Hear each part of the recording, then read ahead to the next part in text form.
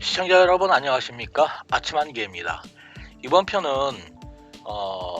남중국해에서 임무로 활동을 하다가 중동으로 향하던 미 해군 항공모함 칼빈슨함이 다시 남중국해로 복귀했다는 소식을 전해드립니다. 지난 2021년 10월 초 대만 남부와 필리핀 북부 지방에 있는 그 필리핀해에서 영국 해군의 경항공모함 퀸 엘리자베스와 미 해군의 항공모함 로널드 레이건, 그 다음에 일본 해상자위대 항공모함 이즈모 등과 함께 연합 해상훈련을 실시하고 중동을 향해 출발을 했던 그 항공모함 USS 칼빈슨이 인도양에서 갑자기 방향을 바꾸어 남태평양으로 다시 돌아왔습니다. 그 중국 공산당 선전부가 베이징 대학교 내 설립해서 민간 연구 단체로 위장한 다음에 그 영미권을 대상으로 그 대중 선전전을 수행을 하는 SCS Probing Initiative라는 그 매체가 있습니다. 이 매체에 따르면 그 항공모함 칼빈스는 2021년 10월 24일 말라카 해협을 통과하여 싱가포르를 지난 다음에 10월 26일 남중국해로 진입을 했습니다. 지금 화면에 보시는 거는 칼빈슨 항공모함의 그 항적을 이제 제가 따로 조사를 해서 동영상으로 제작을 해서 화면에 표현을 한 것이고요.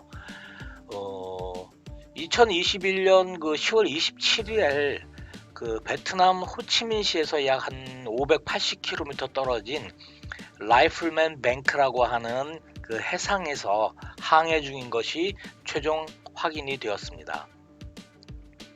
그 칼빈슨이 남중국해에 복귀하는 이 사안이 군사적으로나 국제 정치적으로 굉장히 중요한 의미를 가지고 있습니다. 우선 그 항공모함 칼빈슨은 원래 그 중동에 있는 미 해군 5함대에 배치될 예정이었습니다. 그러나 9월 달에 아프가니스탄 철수작전이 이제 계획이 되면서 갑자기 그 중동에 항공모함이 없다 보니까 7함대 소속의 그 USS 로널드 레이건이 중동으로 이제 이동 배치가 됐고, 그로 인해서 서태평양에 항공모함이 없는 상황이 발생을 했습니다. 이 때문에 미 해군은 칼빈슨을 부랴부랴 전력화를 해서 서태평양에 임시 배치를 했고, 로널드 레이건의 전력을 칼빈슨의 그로 전력 공백을 메웠습니다. 그리고 이제 아프가니스탄의 철수 작전이 완료된 후 그 로널드 레이건이 다시 그 원대 복귀를 한 것이 이제 9월 말인데, 9월 27일에서 29일경 남중국해에 복귀를 한 로널드 레이건하고 대만 남부 해상에서 만나가지고 그 로널드 레이건, 칼빈슨, 퀸 엘리자베스, 그 다음에 일본 해상자위대의 이즈모가 10월 1일부터 10월 4일까지 연합 해상 훈련을 실시를 했었습니다. 시청자 여러분도 아시겠지만 이때 중국이 무려 항공기 149대를 동원해서 필요 이상으로 아주 격렬하게 반응을 했습니다. 그리고 대만과의 군사적 긴장을 시진핑이 정치적인 목적으로 일부러 고조시키는 것이 아닌가 하는 의심이 일었던 시기입니다.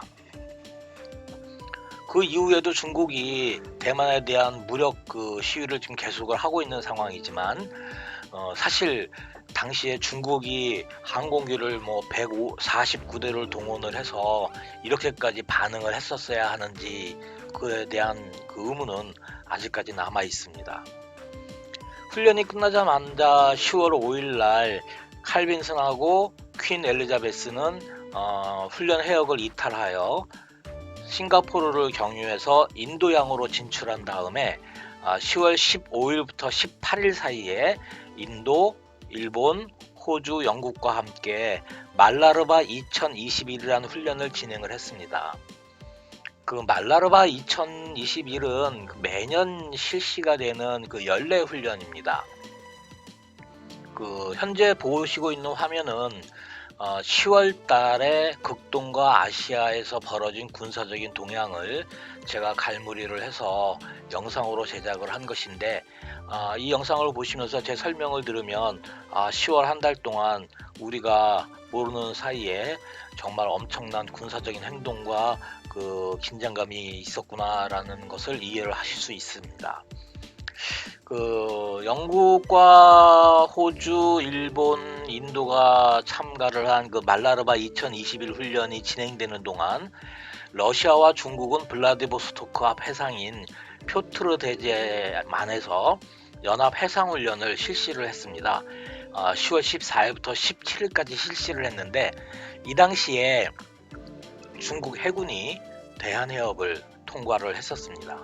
근데 문제는 훈련을 종료한 다음에 중국과 러시아가 연합 함대를 구성을 해서 그 10월 18일 일본의 그 아오모리현과 홋카이도 사이에 있는 스가루 해협 앞에 해상에 도착을 했습니다. 그러고 나서 그 스가루 해협을 이제 통과를 한 다음에 남쪽으로 이제 내려오면서 그 23일 날 고이치현 아시지리 곳을 통과해서 하는 아주 무리한, 해서는 안 되는 그런 도발을 했습니다. 그리고 남쪽으로 내려오면서 그냥 일본 열도를 쭉 따라 내려오면 되는데, 일부러 그 북태평양까지 빠져서 그 일본의 오가사와라 제도를 관통을 해서 다시 그 이 서쪽으로 서진을 해서 그 아까 말씀을 드린 아시지리 해협을 통과를 했습니다. 그래서 상당히 그 의도적인 그 항로였고요. 이 오가사와라 제도 중에 그 중국이 일본의 영유권을 시비를 거는 그 섬이, 인공섬이 하나 있습니다. 그 섬을 자극을 하면서 그 자신들이 남중국해에서 버려놓은 인공섬에 대한 그 시위를 한 것으로 일단 판단을 합니다. 이에 자극을 받은 이제 미국이 중동으로 향하던 칼 빈슨을 서태평양으로 갑자기 그 방향을 돌려서 재배치를 한 것으로 본인은 지금 분석을 하고 판단을 하고 있습니다.